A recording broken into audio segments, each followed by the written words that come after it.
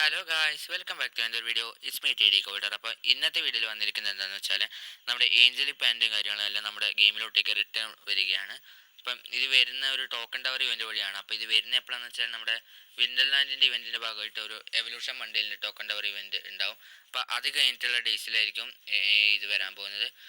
അപ്പം നിങ്ങൾ ഫുള്ളായിട്ട് ഇതിൻ്റെ ഡീറ്റെയിൽസ് കണ്ടിട്ട് പോയോ?